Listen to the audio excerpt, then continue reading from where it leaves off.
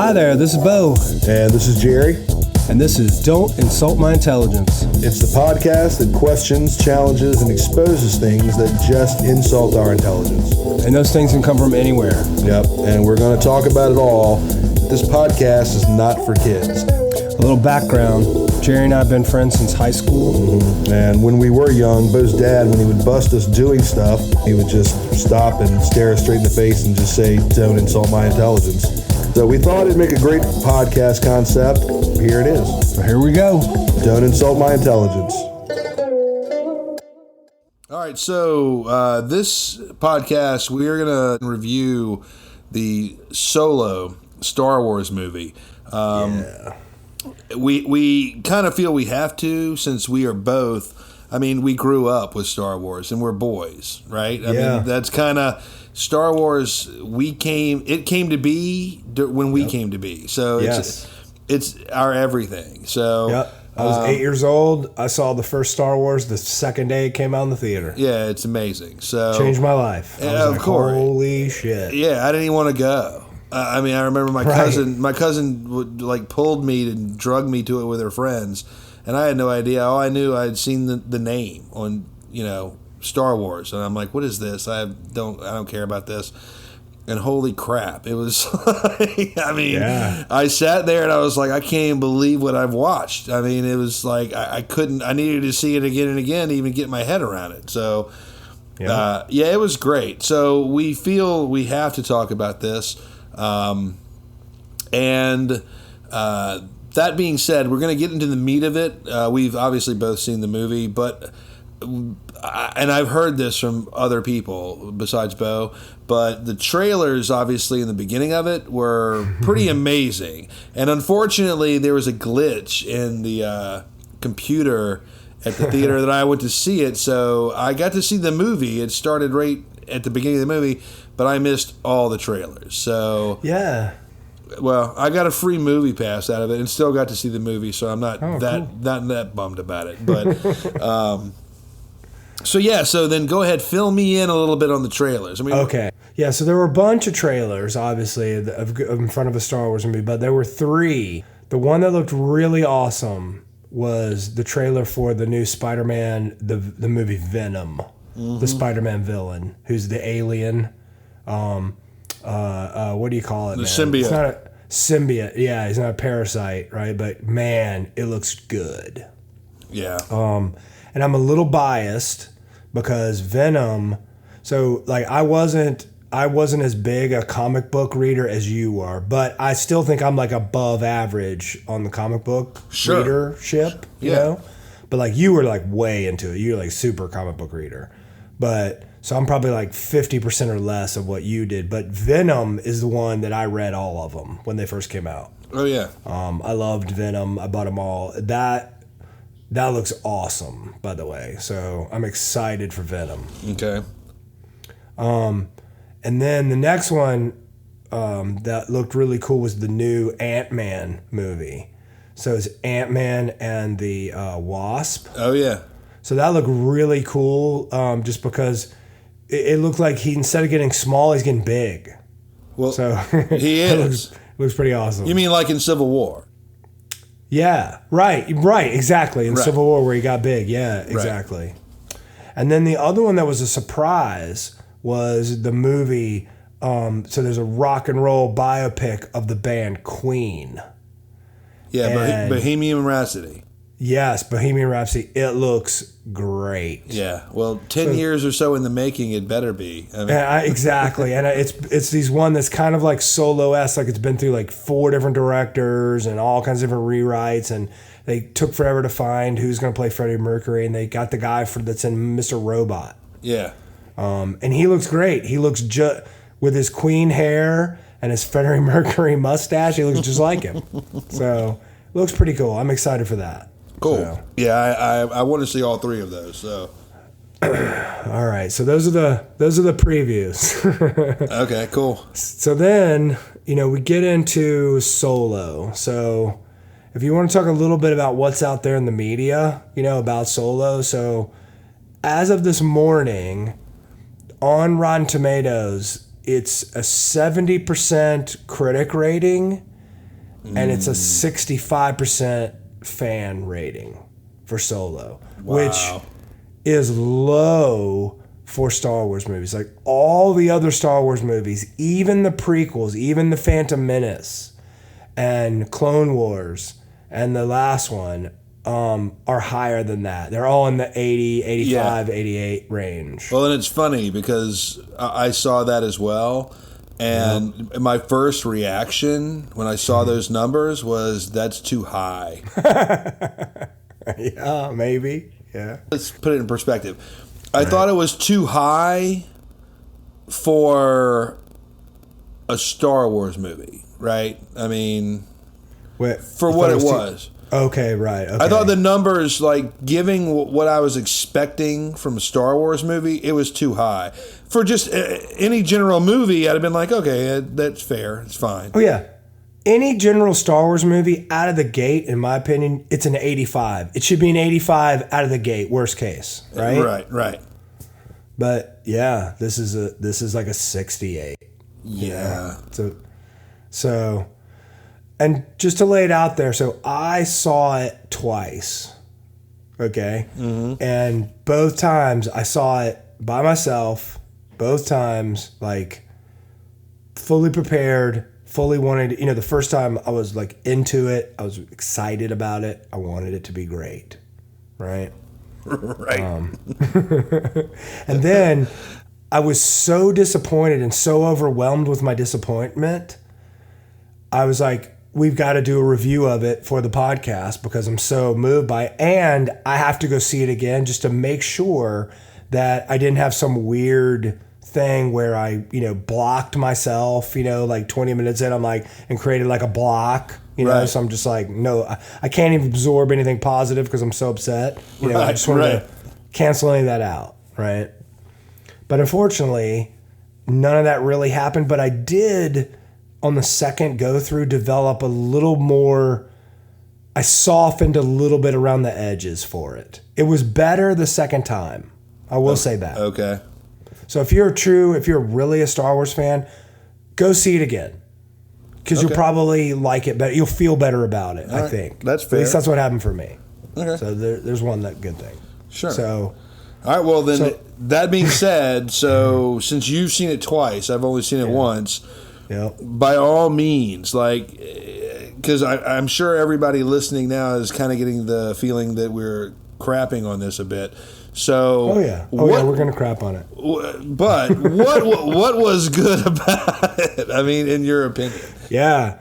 Okay. Cool. So So first off, I want to say, all right, if you haven't seen the movie, just stop because I got 100 spoilers in here. So we can't give it a real review without going into the points. Oh yeah, I'm not hiding anything. I mean, if you're dumb enough to listen to this and think I'm gonna not spoil it, then you're an asshole. Yep. So just Han dies at the end. I'm just telling you right now. Right. And Chewie becomes gay. Yes. And a hairdresser. He's a Wookiee hairdresser for other Wookiees. It's great.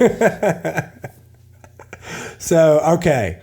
So I listed these things, and I guess these are in not really random. They're kind of like in the plot order, like the chronology, like how they happen in the movie. Okay, sure. So the first thing that I thought was cool. So I'm just going to list. These are the things I thought were good about the movie. All right. So the movie opens, and Han is on his own home planet of Corellia. Well, at least where he's living. I don't even know. Is that his home planet? We don't even know. I don't know. We're not really sure. But that we know that he spent a lot. He references that in the future a lot. So yeah. And so there's this gangster there that's called Lady Proxima. Uh-huh. Okay. And it turns out she's this like worm-like creature that lives in the water and can't see the sunlight. Mm-hmm. And she's kind of like imagine the alien from the movie Aliens, right? Except just instead of having arms, it's just like a water snake, but like with the alien head. She was cool. And she was kind of a smart ass. Yeah. So she was kind of a cool kind of villain, but she's only in like one scene. Yeah, okay? but I'll give you that. When I saw her, I was like, okay, with her, I mean, with all Star Wars movies, the newer ones, there are certain things I dislike over with the way it's technologically produced over the old ones. But with her, I was like, wow, she's like, you know, I kind of felt old school. Well, and like menacing. I mean, and like she was like very much. I'm like, oh, she's like this era's or this planet's Jabba the Hutt. Yeah, but a lot more sinister looking, at least because of technology. Like Jabba the Hutt, come on, he's a big old blob of plastic or whatever. Right. And what was cool is that she was also really big. She was like, you know, 3 or 4 times bigger than everybody else. Right. And she lived, like, her whole palace was built around her little water hole that she popped out through. That's right. Yep. You know? So it was cool. Like, so she was obviously, you know, substantial and powerful and cool. Yeah. So, yeah, that was great. I did like that. So then the next thing I thought was cool. So then, like a half an hour later, the next thing that was cool is there was this.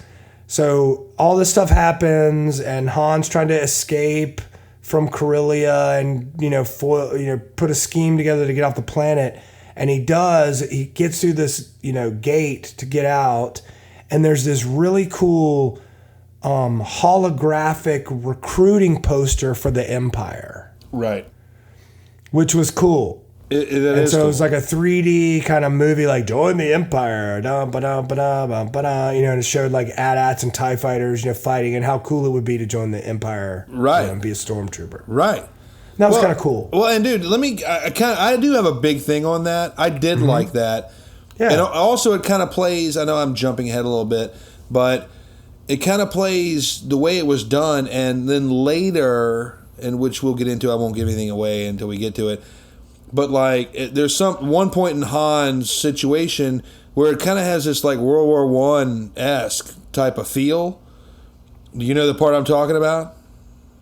When he meets like Woody Harrelson and all that, it's like, and I'm like, wow, this is kind of cool because for all we know, at least for me, every Star Wars movie you've seen, initially, if you're going chronologically, everything was droids, right? And a handful, and clones. Then clones, right? And a handful of like humans, and then after that, it was stormtroopers, and supposedly at the time when the Star Wars we know, it's like assumably the majority of them are the clones still, right? And it's like this was kind of cool to see. It's like no, this thing, if you look at it on a universal scale, right? It's like you can't create that many clones. You have to recruit. Right. And so this, I was like, wow, it's kind of cool to see the more basic, like street level, part of foot it, soldiers. Right? Yeah, it was. I thought that part was really cool. I really do agree with you. Yep. Yeah. So it was like, just to catch up because we're not really going through the plot, but so Han ends up joining the Empire infantry. He wants to be a pilot, but as it turns out, he gets kicked out of the pilot program and he gets, demoted down into infantry. So it shows these scenes where it's not stormtroopers, they're like half-ass stormtroopers. Right. Well, they don't have the cool uniforms. They're just, kind of more ragtaggy, Yeah, they're like someone pulled them out of the trenches yesterday. Yep. But that's also part of the appeal for, like you said, as simple as it was, the sign, the recruiting sign, right? It was like, wow, really cool. This is cool because it's like it puts it on a more personal human level. It was great. Yep. And so then the next thing I thought was cool is, he meets Chewie for the first time, which that I didn't think was great. Just the way, all of a sudden he just meets Chewbacca, but the scene of how he basically breaks Chewie out of like a cell, like an underground like cell where the stormtroopers are. I guess they've captured Chewie somehow, some way. And again, that's one of the things I'm going to talk about later as one of the detriments to the movie is that you don't really know how Chewie got there or whatever. But the scene of him breaking Chewie out of that cell and that pit he was locked in, that was kind of cool. Oh, no, that was very cool. Right. And that was kind of like, and I will give it that, it was like, that was kind of one of those quick thinking Han Solo ingenious moments, right? So I did like that as well. Yep. But as I'll get into later, there's lots of issues with that whole thing also. Right. So then, again, so this is not a total bash fest. The next thing I thought was cool is one of the big plots of the movie is the hyperdrive fuel, which was kind of interesting, but does kind of create some issues since this was a prequel. You know, it's hard to make a prequel, but because, you know, whatever you do, it's before all these other movies, and then you can put things in there that they don't occur in the other movies. Mm-hmm. So, and this is one of them. Like so the whole thing in the Solo movie is all about the hyperdrive fuel, and they called it coaxium. Right. And it's all about everybody wants coaxium. They're trying to mine coaxium. They're trying to steal coaxium. It's the most valuable thing. Blah, blah, blah, blah, blah, because it's the hyperdrive fuel. It's what lets you travel faster than light. Right. So there was this cool scene where a big giant shipment of it blows up and it takes out like this whole mountainside. Right. And that was just like a cool special effect. It was cool. It was, I guess it was the movie's big explosion, because this Star Wars movie is the only one where a Death Star doesn't explode, you know, right, or a planet doesn't blow up. It's the only one where that doesn't happen. So they blew up a mountain. Right. It was kind of cool. Which was cool, yeah. Because it kind of was like half implosion, half explosion. It was kind of neat. Well, and kind of to put it on point with what you just said, it's like, that's the other thing. Get your head around the fact this is a Star Wars story about Han Solo's past, like where he hasn't been influenced or exposed to like the Force and the full like the Empire. I mean, had he never met, you know, the other characters later on, he would have nothing to do with the Emperor or Darth Vader or any of that crap. I mean, so why would he be exposed to anything that's planet or shaking? You know, I mean. So to blow up a mountain is like, yeah, okay, that's kind of cool. That's like in his wheelhouse, I guess. That's the big deal for him, right? Right. Yep. So. All right. And then the next thing is the main villain in the movie. His name was Dryden. Mm-hmm. And I don't know where he came from. I don't remember any references to Dryden before, but whatever. But he had like this, I don't know, 1,000-foot tall, skinny, giant ship. Yeah. That was really cool. It was. It was like, and that was it. Yeah. It was just, you know. It was cool though. It's like if the Empire State Building could just like uproot and just move around. Yeah. And it's, I mean, in its vertical position. That's kind of what it was cool. Yeah, that was kind of neat. And I wasn't really expecting it all of a sudden to be like a ship. Right. It was like a skyscraper ship. Right. It was cool. That was cool. Yeah, it was. All right. And then also Dryden, he had a cool, like prototypical primitive, like lightsaber knife. Right. Like a double-sided, like boomerang looking knife that had like laser energy blade on it. It was cool. It was cool. That was kind of cool. Yeah. All right. So then the next thing is then you come across the Millennium Falcon gets introduced. So just in general, and we're going to talk about the Millennium Falcon just in detail later on, but in general, the look of the nearly brand new Millennium Falcon was really cool. It was. Because it was like this super bright white with some like yellow highlights and some like blue highlights, and you know, it had like a fresh paint job. You know, it was it was cool. Yeah, it was. It was. So that was cool. And then there was this one later on in the movie, this is getting towards the end, where they're trying to escape, they're trying to, you know, whatever.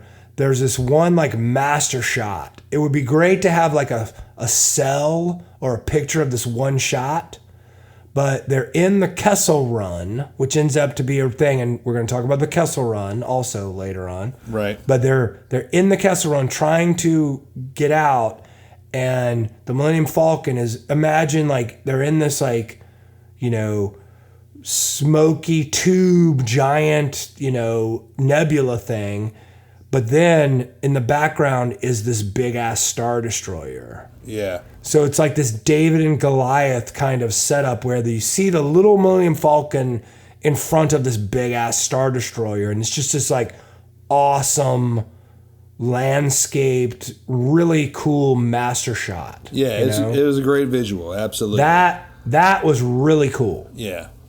Just that one. I wish I could have like a giant printout of that. That would be awesome. It was cool.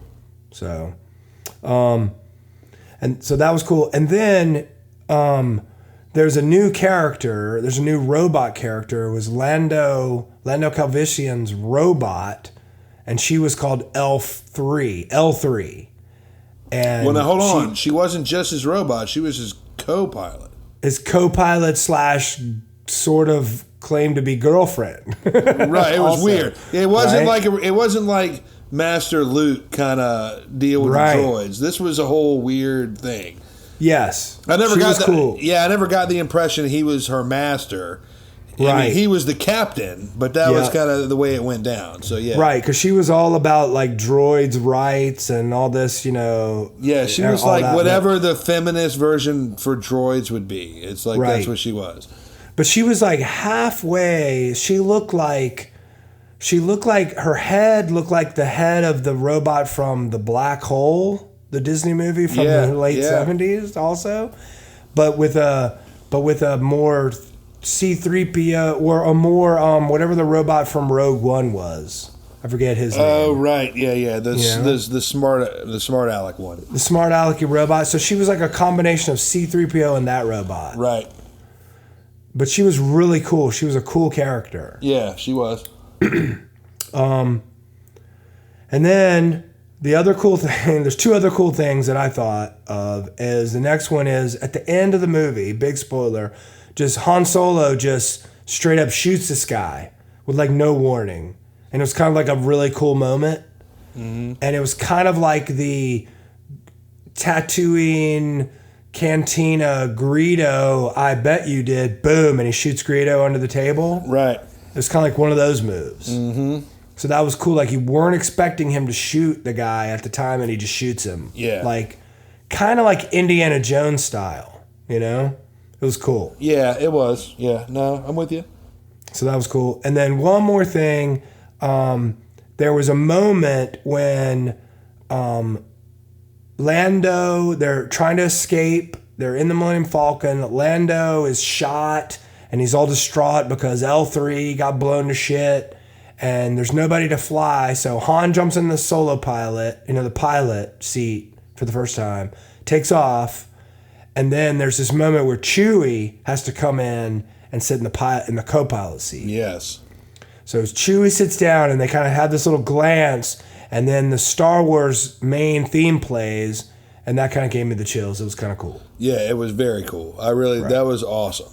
Yeah. So that is my list of cool shit in the movie. Okay. I appreciate the movie for the cool stuff it tried to do. Yeah. And there were some good moments in it. Agreed. Agreed. Is there anything else you can think of that?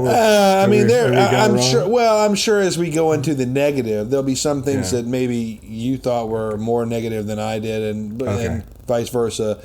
But for the really cool stuff, yeah, I mean, like I said, I mean, to me, and granted, don't get me wrong, there are parts of it, and this is kind of, I don't want to say backhanded, but it's like it doesn't really fulfill what I guess it could have.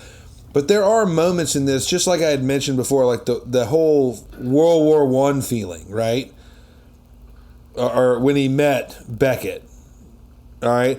Just that, it gave you that kind of feel, and it's like, wow, that's kind of cool. Because I know Lucas's whole thing was he based a ton of this stuff off of things, at least not this movie, but previous Star Wars, off of future stuff. So I'm like, wow, that's cool. It harkens back to that.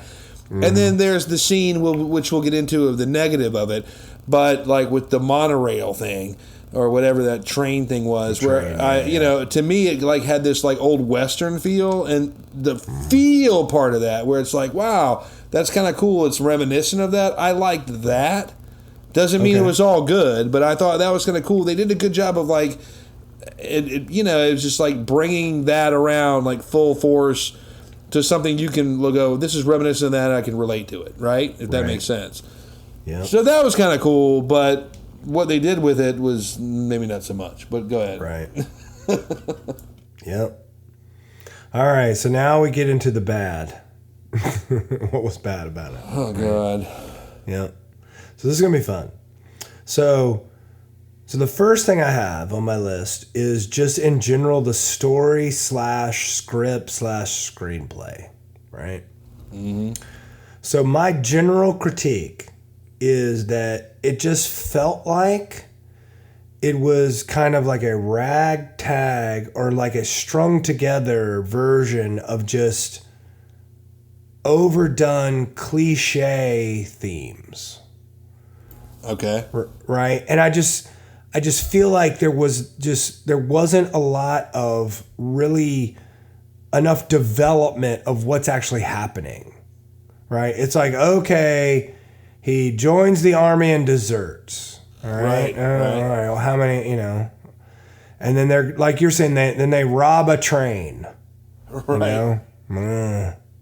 And then they have to go sneak into a fortified complex. Right? Boring. And then they fly through a cloudy nebula and avoid debris. Boring. That's the big challenge. I mean, and that alone that's been done so many times in so many different sci-fi movies. I was just like, Jesus. And Star Wars has done it itself. I mean. Right. And it's just, so I just felt like the story itself they could have done a better job, like having events, suspenseful events, like thinking up new, better ones. I don't know. No, I'm with you. I mean, yeah, because the scene you're talking about, like the whole avoiding all this stuff, it's like, okay, I get it. I get it. It's like you're trying to show his piloting skills, but it's but it's no different than the asteroid field and Empire, and that was a challenge. It's like, well, if he's so good at that at this point, why is it a challenge when it was Empire got around? It's like, come on. Right. Yep. And then the other thing there is I'm definitely holding this script to a higher standard because the main screenwriter, was Larry Kasdan, and he wrote Empire Strikes Back, and he wrote Raiders of the Lost motherfucking Ark, and he wrote The Force Awakens, right, and he wrote The Big Chill, and he wrote Silverado, right, and he wrote about 900 other movies you've heard of. I mean, this guy is a Mike Tyson of screenwriting. Right. Yeah. No. Absolutely. So, but he's also getting old. I mean, let's be real. Getting old, and I don't want to put the blame on him 100% because if you listen to any screenwriter talk about what their movies end up being, most all of them say that's not the movie I wrote. That's right. Like what gets on the screen is not the script is just the starting point. So. Right. Granted, this movie also, it changed directors, it changed producers, lots of turmoil and shit happened with this movie. So can't be blamed 100% on the screenwriter, but shit, I doubt they changed, the train scene and the big major things that I mentioned. Right. So anyway. So that was just kind of a bummer. Yeah, that was. Go ahead. No, I was going to say, so since we were talking about the asteroids and all the everything, so let's get into Han Solo as this amazing pilot. Right. I'm just curious how that happened. Right. Yeah. Yeah, there wasn't there wasn't any kind of good, like even in The Phantom Menace, right? Because Anakin Skywalker was, he had this lore. Your dad, Luke, was the best pilot in the galaxy. That's right. You know?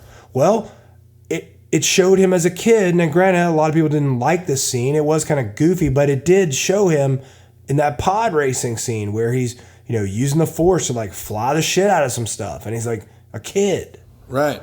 And it really didn't have that moment that showed that Han Solo was this like, virtuoso pilot. Right. Well, I mean, and I know we had talked about this because for people, obviously, if you're listening to this, you've either seen the movie or you don't care about right. getting it spoiled for you. But there's the moment when in the beginning of the movie where he basically hijacks whatever that planet's version of a land speeder is. Yeah. And the dude can't drive. I mean, he's right. he tries. Impressive. He does pretty good, but not what you would expect from Han Solo. Yeah. And then, like Bo had mentioned earlier, he went actually into the Empire looking for no other reason but to become to be a pilot, to learn how to be a pilot. That's all he wanted to do. And they didn't even give him the opportunity to do that. So, and there in the movie starts. So it's like, well, how on earth did you become a pilot all of a sudden? Right. Yeah, they missed an opportunity there. Would have been cool is if they would have shown him like flying some kind of like TIE fighter proto something or trainer or something like that. That'd have been cool. Yeah, absolutely. And like kicking ass at it. Yeah, but they didn't show him. They should have had that. He had flown nothing. Yeah, he flew nothing. So stupid. And then there was a moment where when in the train heist where they're trying to like lift one of the train cars off with like this ship that they had. Right. And Han had to take over the reins, and he did okay, but he basically fucked it up. Right. And then the next time he flies something is when he just jumps behind the Millennium Falcon, and all of a sudden he can fly the fuck out of it. Right. So like none of that, none of it kind of makes sense. It kind of leaves you like, oh, all right, he can just fly, and we just have to believe that. Well, and that's right. Yeah, well, because it's crap. I mean, if you're basing off of like sci-fi movies and you go off the two that are the biggest, like Star Wars movies, Star Trek movie, it's like he's not behind the Enterprise, which That's right. seemingly could fly itself, right, and do its own. Yep. The Falcon's not that way. It's like the whole point of it was from the beginning of our lifetime, and when we started watching it was you had to fly that thing and you had to be amazing. Right. Well, and also the thing is, the reason I think this is such a big deal is because when you think of Han Solo, right, what are his two things? Or what are his three things? There's three things. Like he's a awesome pilot. Right, he's an awesome He's pilot. a awesome smuggler, criminal dude. Right, he gets himself into trouble but can get himself out of trouble. Right? And then he's a big, snarky smartass. Right. And all those are the three Han Solo things, right? Yep. And these all fall flat. I mean, right. And it's like D minus C, on those three characteristics. All right, anyway. Okay. All right, so there's that. And then in general, I thought there were so many times in the movie where the plot and the storyline, it was just like, hey, stupid audience, in case you didn't just hear everything we just said, we're going to say it again. Right, we're going to beat you in the head with it. Right. And make it super obvious what's happening. And I just hate that in a movie. And I can't believe that stayed in there. And the big scene is, I think everyone knows that the Millennium Falcon, like Lando, like lost it and then won it in a card game and whatever. But the way they did that is just like, oh, I bet you're not going to bet your ship. Well, I sure am going to bet my ship. Well, you better not. Well, I'm going to do it. Well, you did it and you lost it. Oh, I won it. It was like so corny, that whole scene. And you know what? That's the thing. I know we talked about this earlier. To me, it's one of those things where you just, I don't know. They dumbed it down so much. And that I guess it's like if you are a fan of the newer Star Wars movies, right? All the other ones, they leave, especially like The Force Awakens and The Last Jedi, this is so not that, because those leave open questions where you're like, what is this and what is that? Right. And they're infuriating as hell, but it makes you want, it's like, oh my God, I need the answer.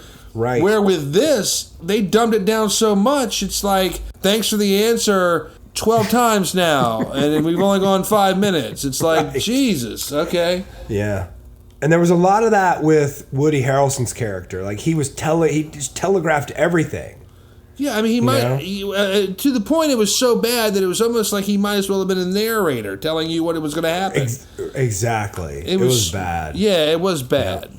And he could have been a really cool character. Yes. He had his moments, but that's one of those things that made it like not Star Wars-y. You know? It was just like too goofy. Yeah, absolutely.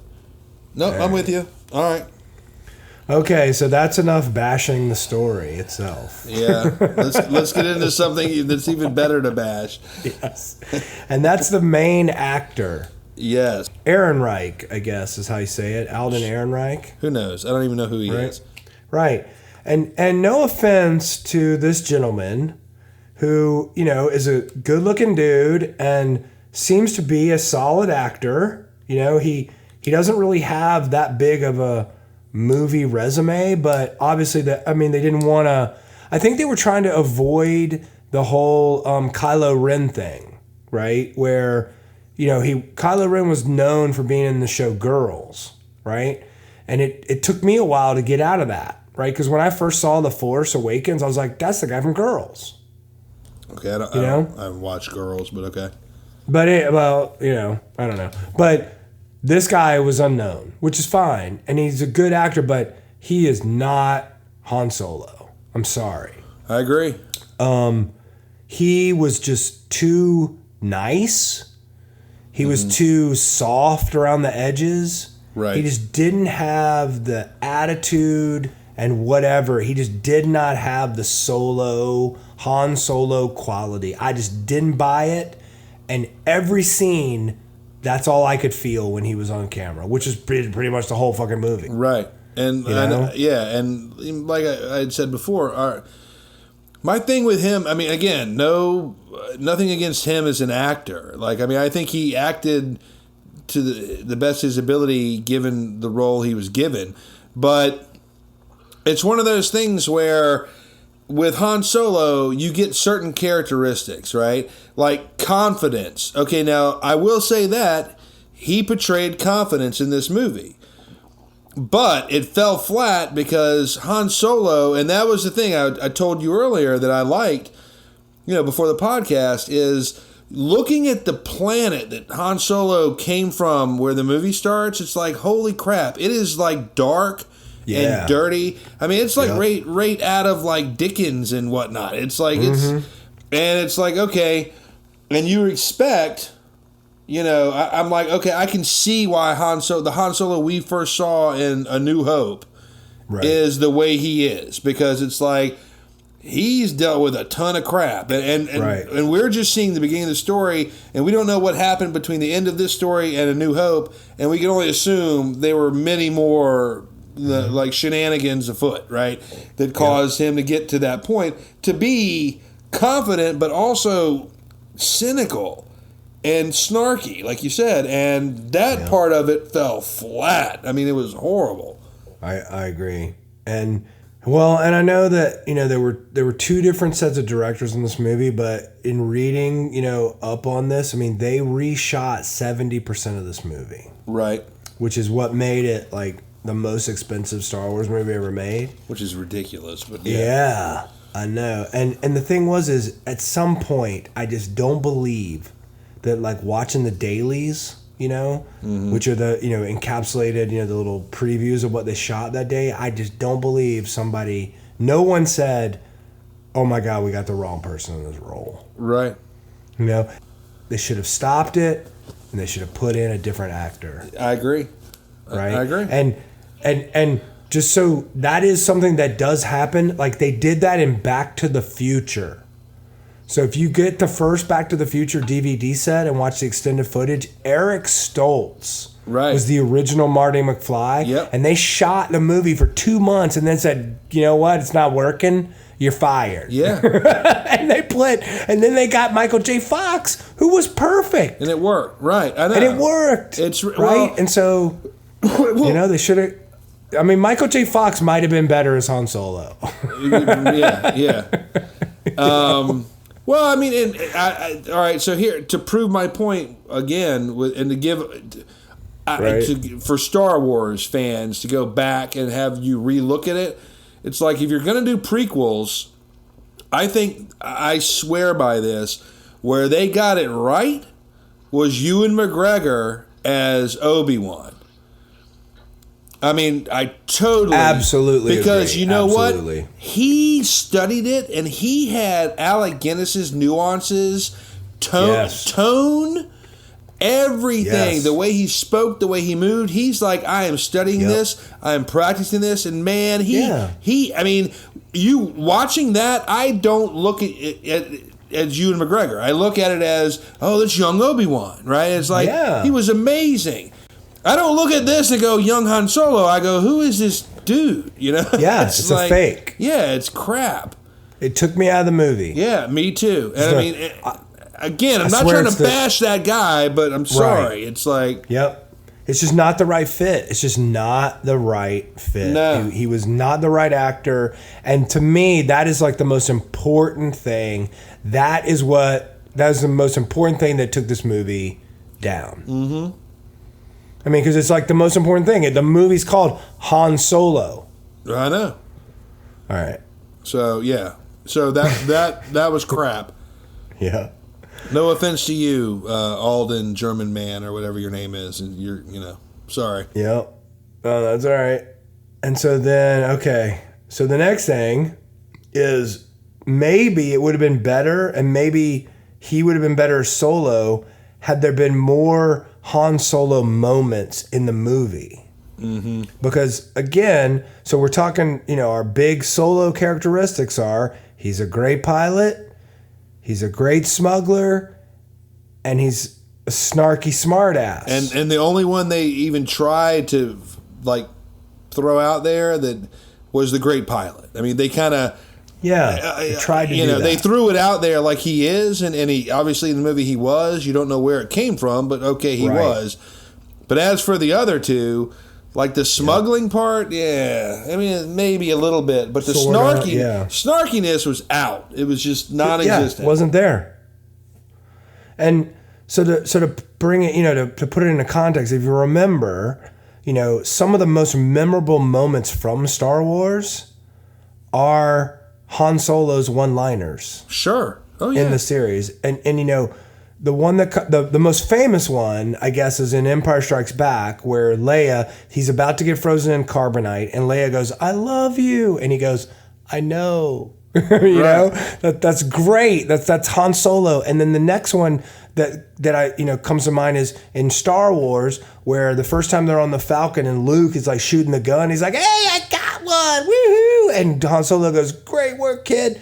Don't get cocky." Right. I mean, it's like that kind of stuff. And then there's all these other ones where they're in like the garbage compactor and that one. And then there's all these ones in Return of the Jedi around the Ewoks. I mean, he's just an awesome smartass. Right. Like what an incredible smell you've discovered. It's Exactly. Great. Exactly. It's like, and the thing was, in this movie, there were, so when I went back to see it for the second time, my main focus was I had my phone out. I went during the day, so nobody was around me. And I'm like, I'm going to take notes. I'm going to capture when the opportunities occurred and when they didn't do a good Solo moment. So I think I got most of them where there was opportunities to do it, and they missed it, right? Sure. And really, the only real one that happened is they were on Dresden's ship. I think his name was Dryden's ship. Mm-hmm. And he and Chewie, so Beckett, Woody Harrelson's character, tells them, don't talk to anybody. Don't look at anybody. And so Han sees the chick that he loves so much, right. and he looks at her, and then he pushes against Chewie, and Chewie says something, and he goes, "No, you're touchy." Right. You know, like Chewie's telling him, "Don't be so touchy," and he goes, "No, you're touchy." So that was kind of a Solo moment, kind of a smart ass. It was kind of in a Solo type of mood, I guess. Well, and also, I guess, kind of trying to develop the rapport between the two of them. Yes. Of which there wasn't much. Right. But then there's that. So then everything else was like a miss, in my opinion. I agree. Absolutely. So when he first meets Chewie, right, and he's breaking him out of that cell, there's lots of opportunities there where you could have had some snarky Solo comments, and they just didn't. They just weren't there. Right. Right? And then when they get rescued from that scene, they're all covered in mud. Mm-hmm. And you see Han taking a shower, like rinsing off, and then Chewie like just crams in the shower with him. Right.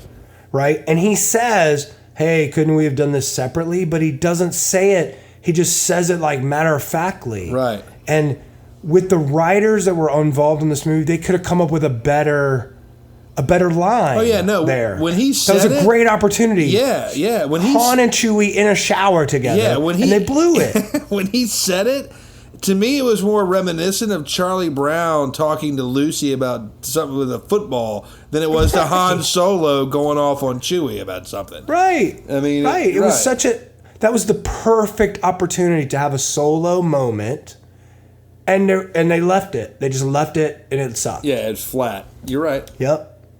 And then there's this one part where Woody Harrelson's character, like punches him in the face, and then says he's sorry, and there's no snarky comment. Like he could have made an awesome snarky comment, and he didn't. His response was like, "Oh, okay, whatever." Yeah. I mean, it just sucked. And then there was this other scene where Han Solo is kissing the girl, and Beckett comes in and goes, "Am I interrupting anything?" And Han just goes, "Yeah, sorta." But he could have had a much more smart-assy response there. Right, because it's like the emotion's not there. Where it's the Han Solo you're expecting, it's like, oh my God, get away. I mean, it's not the whole put your hand on 3PO's mouth and shove him out of your face kind of exactly. thing. Right. Don't ever tell me the odds. Right. You know, there's just none of that Solo-ness was in the movie. Very, very little. Right, I agree. Right? And then he never says, "I've got a bad feeling about this." In one part of the movie, he goes, "I've got a good feeling about this." Right. And the thing was, he never said, "I have a bad feeling about this." So that had nothing to... I mean, it was just stupid. The only thing I will give that part of it, because I did think about that, is maybe because later on he realizes through his career, all his good feelings turn out bad. So he learns his lesson. So with that one, I'll give him a break, right? Yeah. But not all the... I mean, you've named plenty of others where it's like, I mean, come on. Yeah. So, yeah, I'm with you. Yeah. And then the only other thing we already talked about is he shoots Beckett at the end with no warning, like right mid-sentence, and you think Beckett's going to finish his thought, and boom, he shoots him. Right. And that was that's something Han Solo would do. Right. Right, too. But even then, he gets all gushy and doesn't... It's not very Solo the way he handled that. Right, So, right, exactly. Like it was, the shot fired was Solo-esque, yeah. but his portrayal around it was not. Yeah. It was bad. Yeah. No, I agree. So I didn't like that. All So right. those are all the missed Solo opportunities. Sure. That were blatantly there waiting for a punchline that never happened. That's right. Okay. So what else irritates the fuck out of you? A fucking Chewbacca. Okay. Okay, Chewbacca. All right, so in the movie in general, Chewbacca was cool. Yeah, I thought so Okay. too. He looked cool. He beat ass in a couple scenes, like physically, like threw people around, and it was cool. And just so everybody knows, I mean, this dude is, as of The Force Awakens, is the first person to play Chewie other than the original. So it's a whole new dude.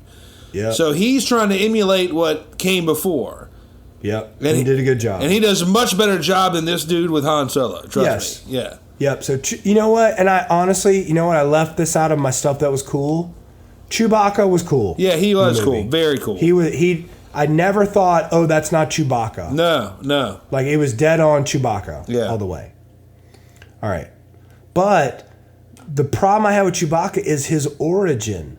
There is nothing, and I mean zero, except for the other Wookiees they run into later on in the movie. Like the midget Wookiees or whatever they are. Yeah, little midget Wookiee. Well, the other one was tall, like an older one, and he might have been, he seemed like he was the Wookiee. We can get in that from the Christmas special.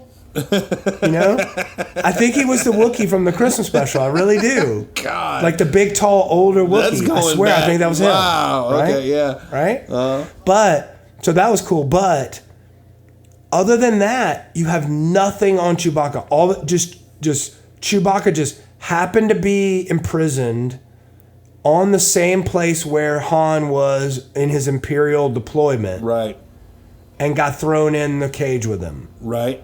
Beyond that, we don't know where Chewbacca came from, why he was there, nothing. Okay. We know nothing about his origin. Let me tell Zero. you. All right, so here's my thing with that. And as infuriating as that is, that, to me, is the only part of this movie that harkens back to the whole infuriating unanswered questions for all the other Star Wars movies.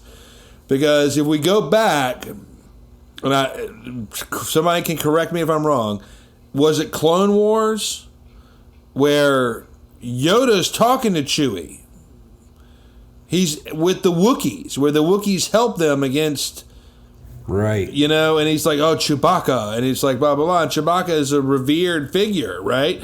Right. So something. I mean, that's where I'm like, ooh. That's a story. That's the only part of this whole movie where I'm like, what's that storyline? How did Chewie get in this sewer dungeon? So Chewie wasn't a prisoner in the sewer when Yoda, during the clone issues, right? Okay. So, okay. Oh yeah, right. Which that timeline makes, I guess, a little bit of sense. You can tweak it or whatever, but it's okay. But it's weird. It's like, but I kind of want to know with that one. That's the only thing. So Chewie was an Imperial combatant of some sort. Absolutely. That we don't know. No, he was. He helped Yoda and the Jedi and during the clone issue. So he was an enemy of the Empire. Now, what happened? Enemy of the Empire. What happened after that is that that's the story I'd like to know. Right. Okay. That's the only. That is the only part of this movie that brought up anything to me where I'm like, wow, I'm interested to know. Oh my God, I'm intrigued. That's it. Right. Okay. So there's that. Yep. See, that sucked. They could have thrown a 30-second flashback or something, in there. I agree. So, and to keep in mind, this movie was 2 hours and 30 minutes long. Yeah, I know. By the way, so there's plenty of fucking screen time. Right. All right. There was tons of shit they could have cut out. Even if not a flashback, because they just talk about him as like the beast that's going to eat him.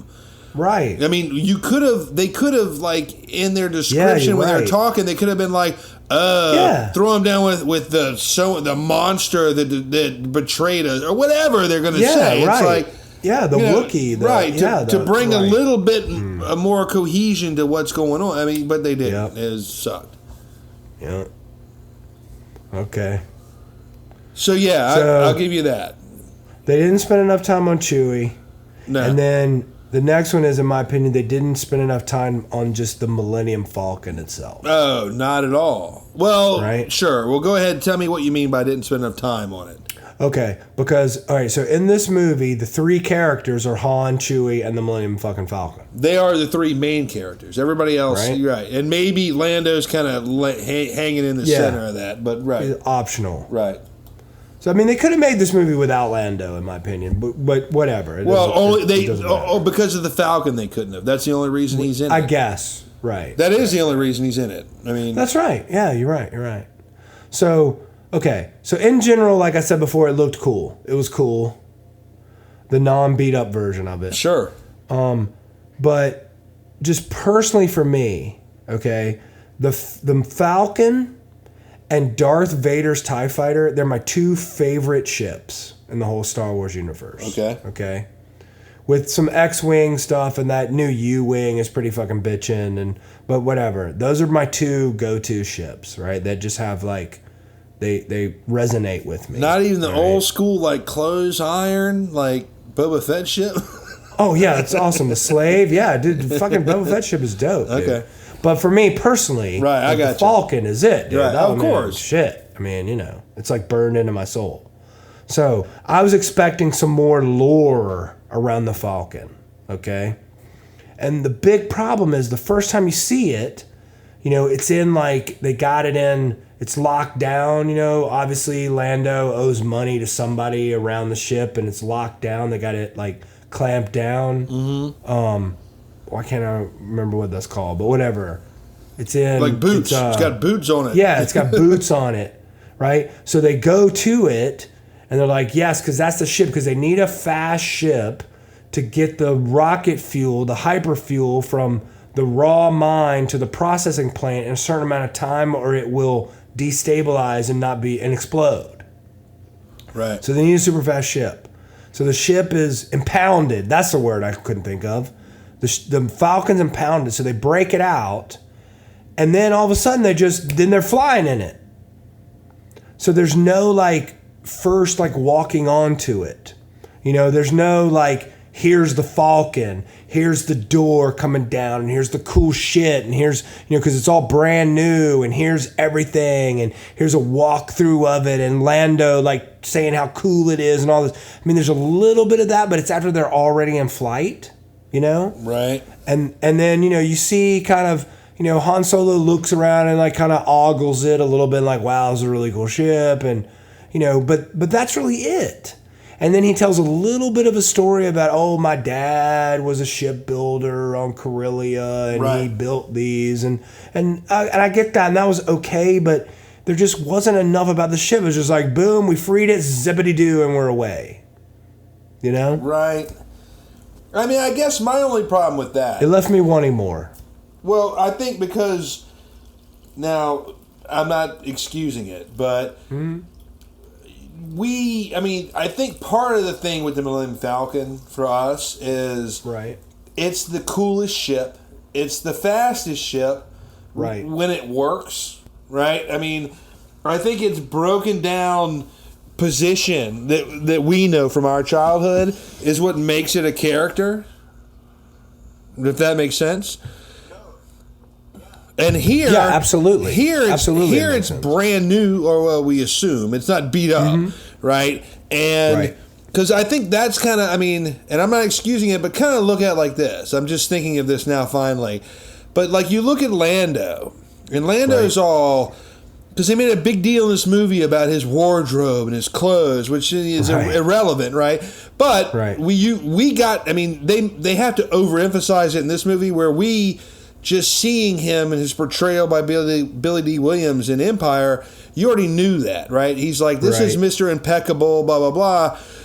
So it's kind of like, I think it's, the Millennium Falcon we're seeing in this movie is Lando's ship, and it's all pristine and everything other, and it's not the character yet that we know and love, which is the Han Solo Millennium Falcon, because it's like Han Solo. It's like, I'm beat up and dirty and kind of used, but you kick me real hard, I'll jump into gear. It's like, so that's a good point. Giving it a little bit of a break with the Millennium Falcon. Don't get me wrong. I think, we all want it to be that third character, the third starring role.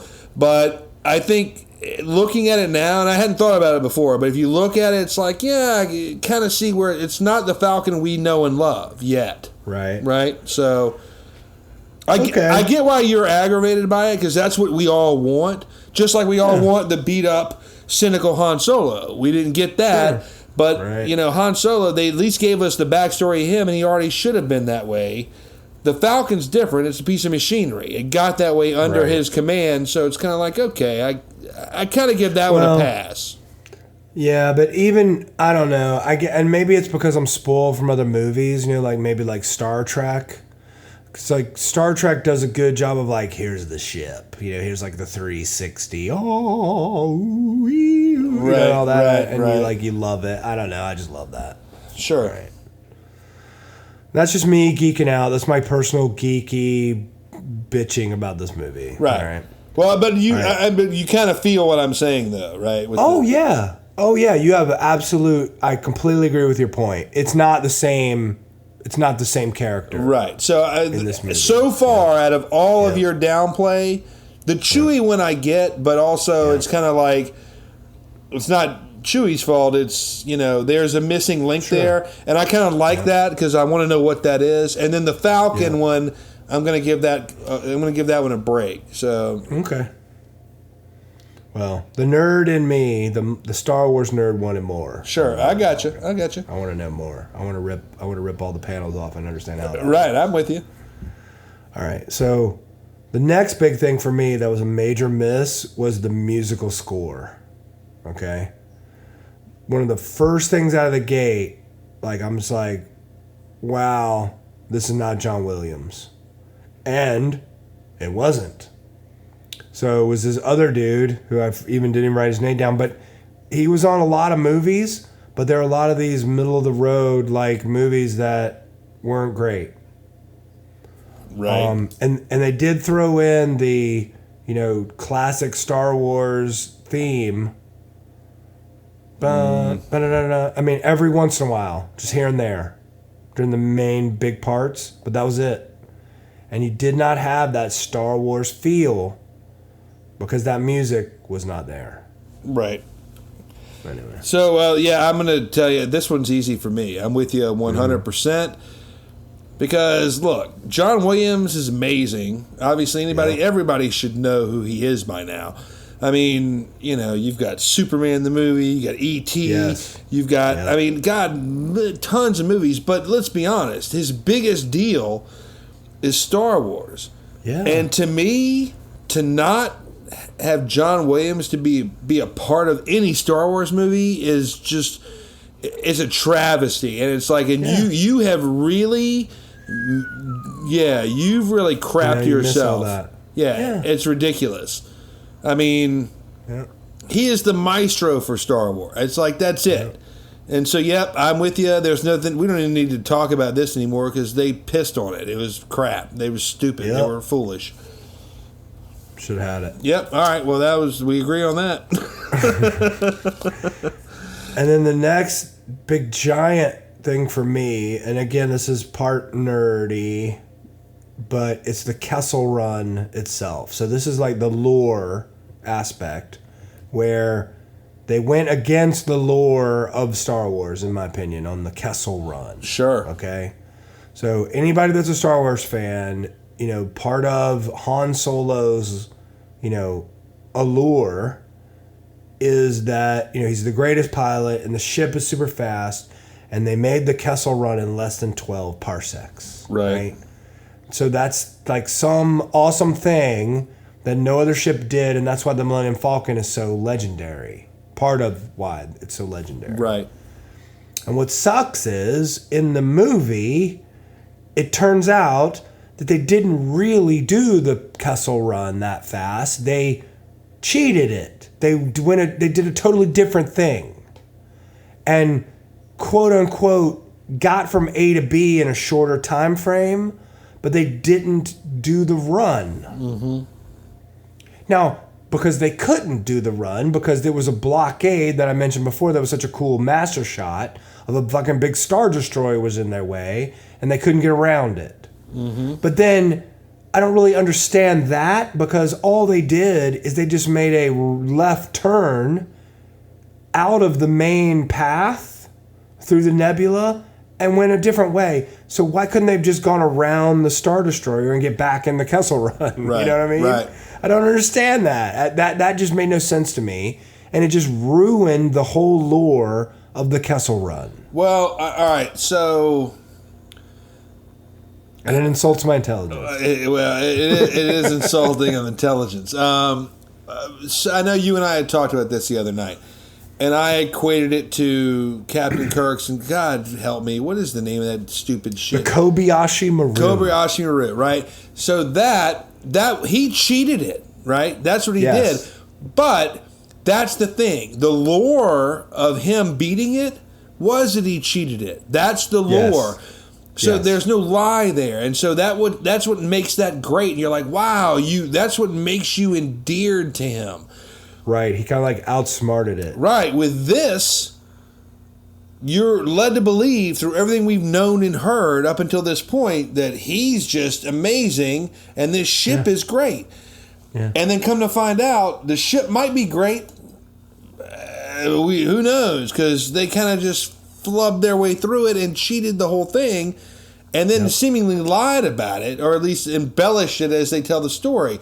Now, I understand part of that is he's a smuggler and pretty much a criminal, a con artist. So it's like, I get that there's that part of it, but I guess because they talk about it so much and for so long, we just heard this. I mean, nobody knew what the hell the Kessel Run was, right? It's like, okay. Yeah, they invented what it was. Right. Yeah. And so they, I guess to me, that yes, that's a letdown, because it's like, wow, that's what you expect to be the breakout moment. Like, it's like. And then the other thing is they had these elements there where they could have come up with something better. So as it turns out, the Kessel Run is just a route through a nebula to the planet Kessel.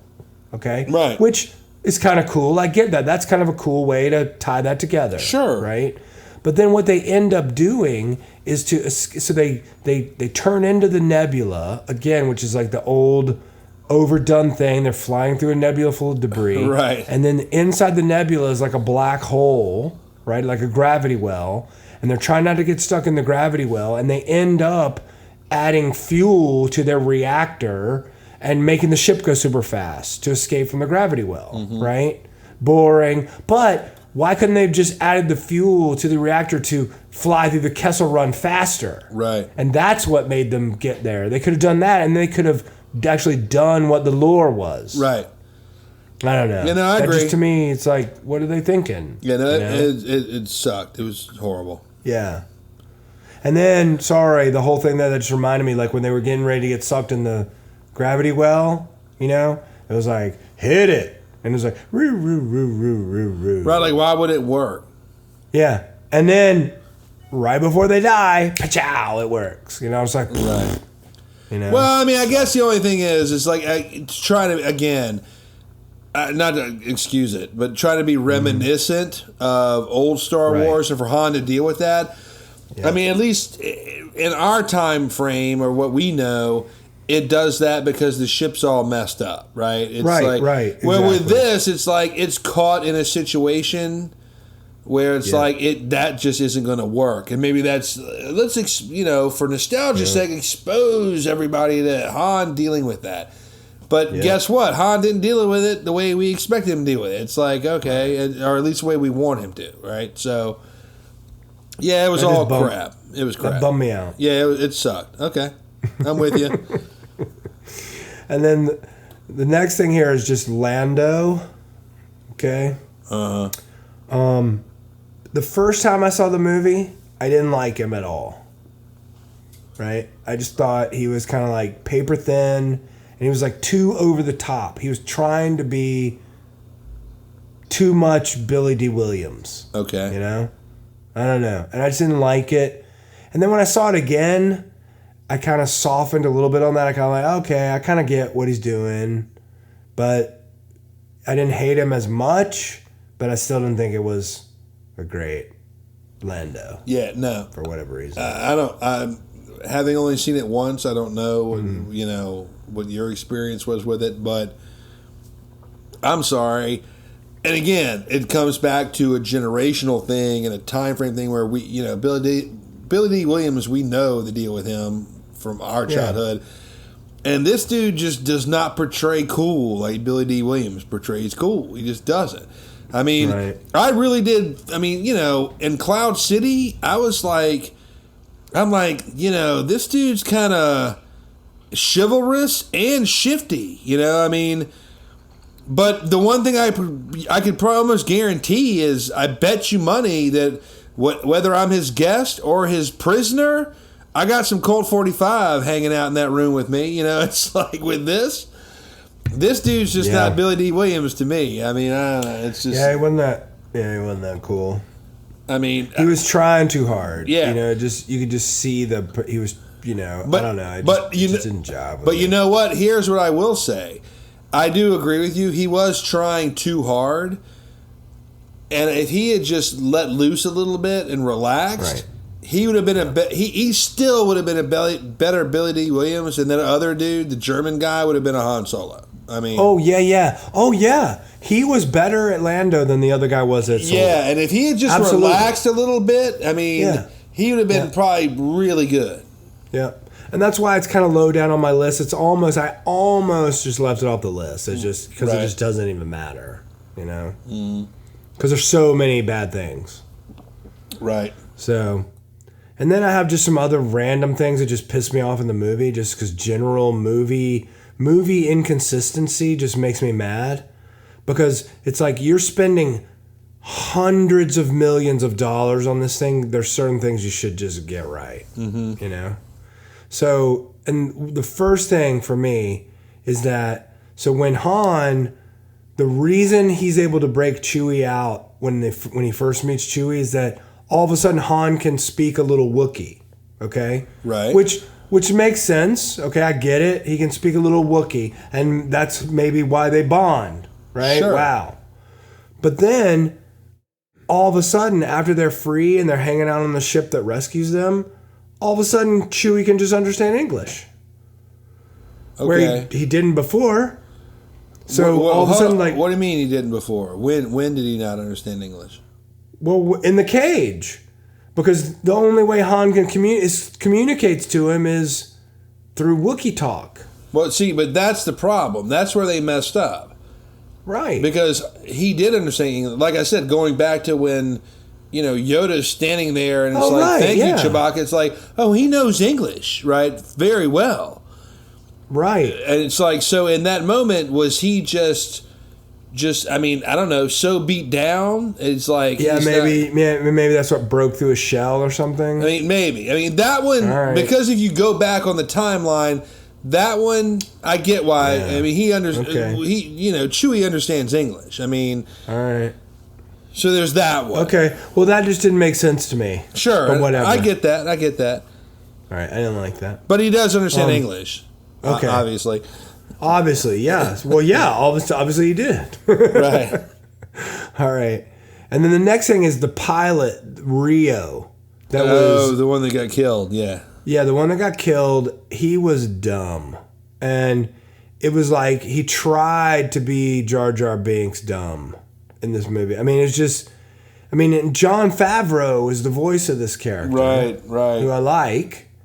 But it was just the lines and the way it was delivered. It was just like so phoned in and paper thin and dumb. Yeah, it was. And his jokes were stupid and it made no sense. And it was just he was a smuggler pirate pilot, but like a nice sissy person. He should have been a badass. He should have been like that guy from Phantom Menace that was the other pod racer, the evil... Right, that little like bug, that bug guy, right. That bug guy should have been an asshole, you know? Well, yeah, I mean, I don't know if he was just corny and I didn't like it. Well, and and I agree with you with the corniness, but also it's like, it didn't fit, right? I mean, because with this character, it's like, you don't expect that or want that from him, right? And that's one of the other issues that... I mean, some Star Wars, they have it, some they don't. But at least with the originals that we know, it's like... Because they spend a lot of time on, like, character development, right? I mean, on certain characters. And, like, maybe this one's not one to have character develop on, but also he's not a character, like in the original movies, like a Chewie or an R2, where you throw out a couple little one-liners and you get a little beep or a growl and you're like, oh, I get it instantly. It's like, I don't get it with this. I mean, I just don't get it. So, no, I agree with you with that. Yeah, and it was just bad. And, like, in the scenes he was in, like, he had all this reverence and everybody was, like, looking at him like, oh, he's so funny or whatever. And it just didn't make any sense. Yeah, it was stupid. It was. So they should have cut him out and they should have replaced him with something cooler. Right. Oh. And then the whole thing, like, I know you said the train scene, like, you felt it was, like, reminiscent of, like, an old Western. And it was cool. The visual of it was, yes. It did have cool elements. So the train, was like this double train where it had cars above and below the tracks. Right. And the whole train would swivel around on its axis, and that was cool. But in the train scene, they harken back to all these old, tired train cliche things, you know? The only thing that wasn't there was bums in an empty cart, in an empty car. You know what I mean? Right, yeah. Like hobos. If there were hobos on the train, then they would have had them all covered, right? Because there were, like, you know, they fought on the roof and people almost fell off and they hung off the sides. And then there was some impediment rushing towards them that they had to, like, flip back up on the top or duck in to avoid, which is, like, done in every single train movie. Right? And then this space train that was engineered to run on the side of this super hot tall mountain that could flip around and spin around on itself, carrying the most important chemical compound in the galaxy, the coaxium. You can just uncouple them by hand. In this super futuristic, uber technology driven awesome thing. Right. You can just pull it apart with your hands. I just thought that was bullshit. Yeah, I'm with you. You know. No, I hear you. I mean, they could have at least, like, shot it apart or, like, lightsabered it apart or blown it apart. I don't know. Well, hold on. Now, here's the thing. I will say this, which we haven't. This is another cool thing. Okay. Is we are, I mean, at this point, and I'm sure there are, like, super nerds out there who read every little book, every little thing, everything, and they'll beat my ass to pieces about this. But I do like, well, I don't give a shit about it. But I do like this, is the one thing about this movie that I do enjoy is they did try to keep it. It's not like what you know. There's no Force. There's no Jedi shit. It's like, no, he's a smuggler. He's this kind of con man, shifty dude. And it kept it on that plane. I do like that they did that, right? Yeah. And it's nice where it's like you can see, I guess, for lack of a better term, the layman's version of what is important in the universe. Because for all the other Star Wars movies, it's like the Kyber crystals, right? It's like, well, here it's like, no, this is like real layman shit, whatever this stuff is. Coaxium. Yeah. It's like, okay, which everybody can get their head around it. So I'm like, that I thought was kind of cool, right? Yeah, that was cool. You know, I mean, at least it's breaking it down to what it should be, that part of it. Yep. Because, like, for regular people, it's just, hey, I want to fly around the galaxy, and to do that, you got to be able to travel hyperspace. Right. Right. Right. And that's the whole thing. Right, because this is stuff that impacts everyone.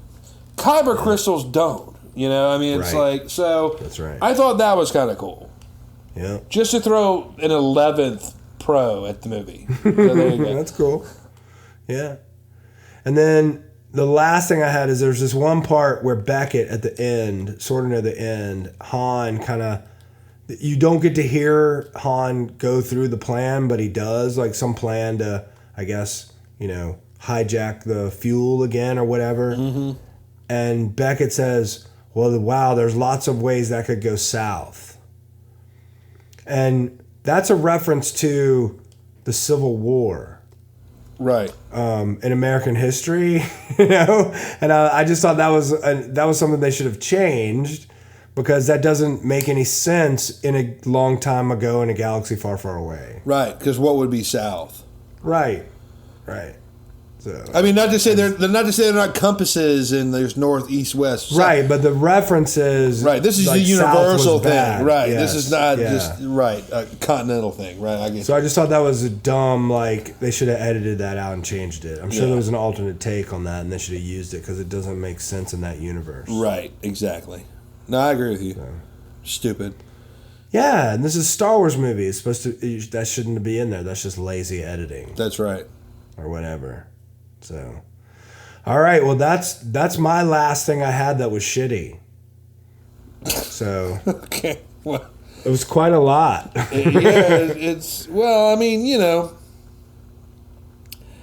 it's one of those things. I feel bad because, like, they're just. I mean, and that kind of is what gives it the grade. Because, like, there's some movies, I mean, like I've said before to everybody who knows me, it's like, I'll go to movies, I'm like, I'm going to pick certain things apart. Doesn't mean I didn't like the movie. Right. But it's just like, I don't like that. That doesn't make sense. Or this doesn't mesh with what I know, and my history of things. But with this, I'm just like, wow. I mean, and there's some movies where a lot of them, like, and Bo knows, a lot of the Star Wars movies before, the more recent ones, there are things I'll pick apart. But overall, I'm like, oh, but that was cool and that was cool.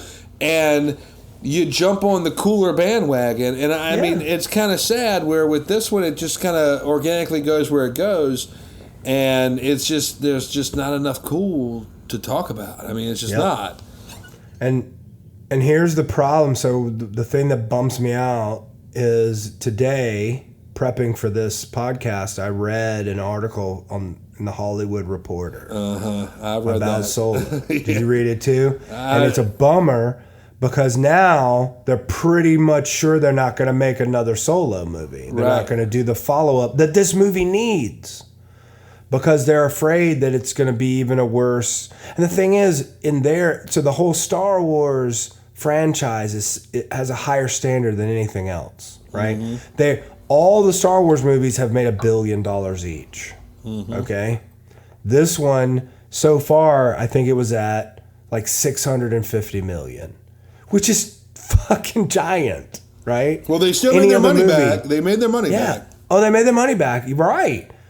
And more, and plenty, and any other movie that would be a giant hit, right? And I think they should make another Solo movie. I want another one. I want to see the next step. I want to see Jabba the Hutt shit. I want to see Boba Fett. I want to see Greedo. I want to see all that stuff. Well, and there should be, because goddamn, if they don't reference the Jabba the Hutt thing enough times in this movie, it's like, I know, god damn. Yeah, and that's the thing. I mean, and that was actually one of the things I was expecting to see. I was expecting to see a Jabba reference or something, or a Hutt, Right. But there wasn't. Well, he wasn't there yet. Yeah, but it was just a bummer because that just bummed me out. Because then the other thing is they had a Boba Fett movie that they shelved because it was so shitty. I know, which sucks. Which is good, I guess, because at least they're not putting it out. You say it's good. Ready. That's the one that everyone's been clamoring for, is the Boba Fett movie. I mean, but see, but that's the one that's also like Boba Fett. He doesn't have the built-in backstory, so that it could be good or it could be bad. The only built-in backstory is that his dad, was the clone, and his dad got killed, and then and then there's other stuff. There's other cool Mandalorian stuff. Because, like, wasn't he a Mandalorian? Yeah. So from the Clone Wars cartoons, there's all kinds of cool Mandalorian, Moon, and Guard, and all that crap, and the black lightsaber and all that stuff, which is pretty cool. Right. So, but it stinks, because Boba Fett's awesome. Boba Fett's cool. But Han Solo's cool, too, and they killed that. Han Solo's, yes. Yeah, and doesn't he kills Boba Fett, right? In Jedi.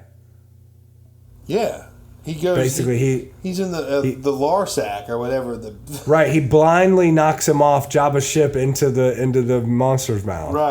Right, by accident. The Larsac pit or whatever it is. Right. Hey, you know what? And that's another great thing. Like, Han Solo doesn't accidentally save the day, which he does in a lot of the movies. Right. Right. Like that, he accidentally saves the day. Right.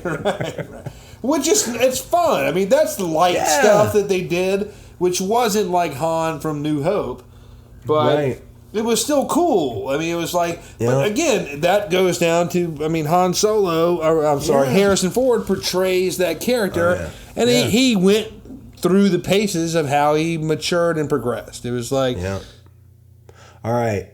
So let me ask you the big question, okay? The big question. So where do you rank Solo in all the movies? Out of all the Star Wars movies. All the Star Wars movies. Every single one plus Rogue One. Bottom of the barrel. Me too. Very At bottom. The bottom. Sucks, huh? At the very bottom.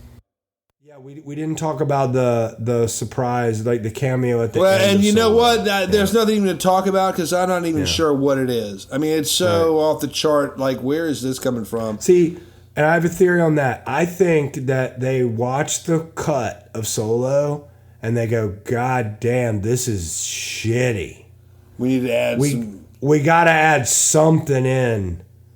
And they did that. I guarantee you that wasn't in the original original movie. Probably.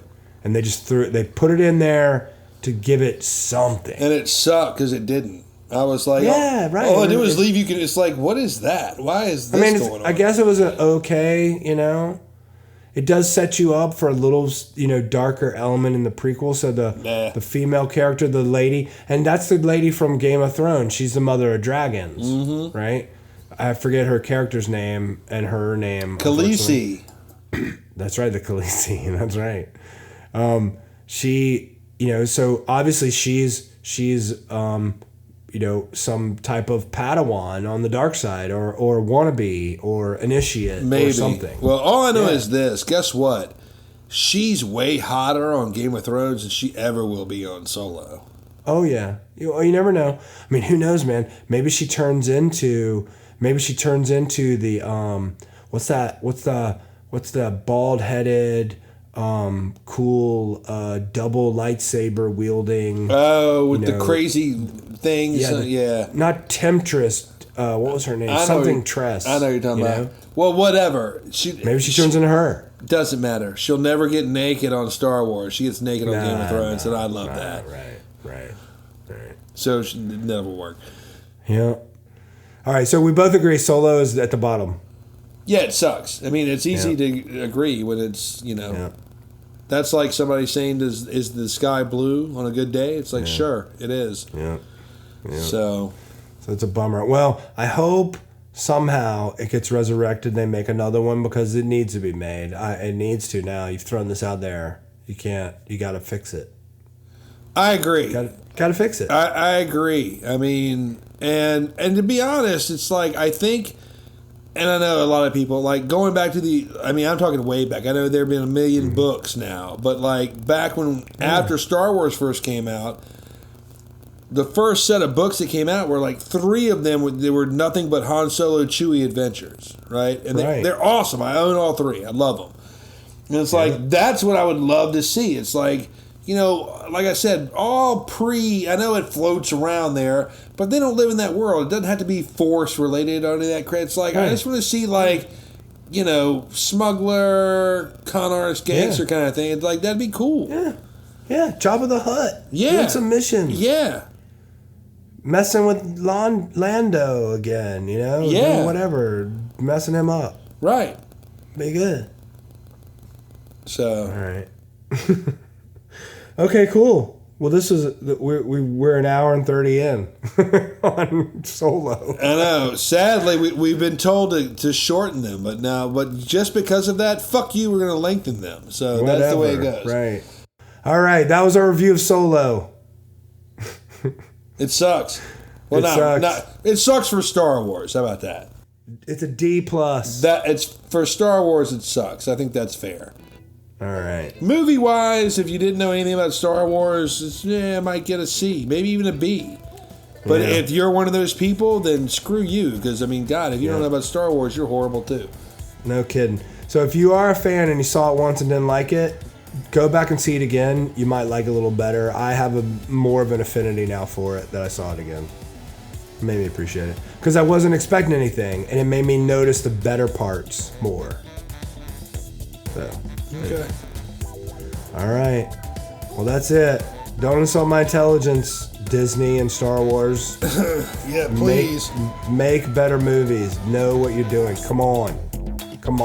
You've done it. All right. We're out. Everybody, that's it. Talk to you later. See ya. Hey, Bo here. Hope you enjoyed our review of Solo. We sure had fun doing it.